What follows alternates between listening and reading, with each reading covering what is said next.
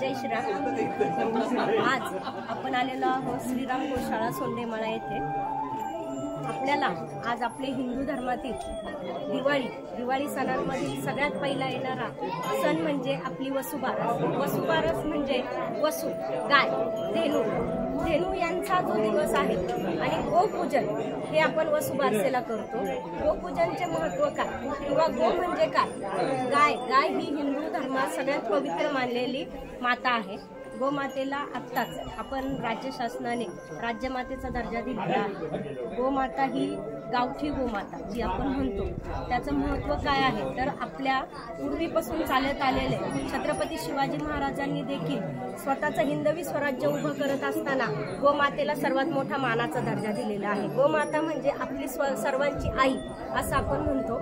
या गोमातेचा आज दिवस आहे। याच्या पूजनाने आपण दिवाळीची सुरुवात करतो। दिवाळी म्हटलं की फटाके, आतिषबाजी, फुलांचा त्योहार हे सर्व येत असताना पहिला दिवस हा गोमातेला का दिलेला आहे? गोमाता म्हटलं की आपण फक्त आई म्हणून पूजन न करता तिचे जे अनेक तिच्यापासून उत्पन्न झालेले जे स्रोत आहेत याचाही आपण विचार केला पाहिजे।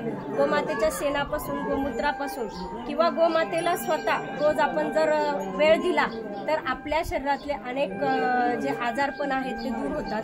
कॅन्सर सारखा आजार आहे, जर आपण पूर्ण भारत जगात पाहिलं तर कॅन्सरला तारणारा जर कोणता हे असेल औषध तर ती आहे आपली फक्त गोमाता, आणि तीही गावठी गोमाता।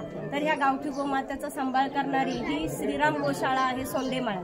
या गोशाळेचा आपण जर पाहिलं तर ही पूर्ण डोंगरात वसलेली गोशाळा आहे।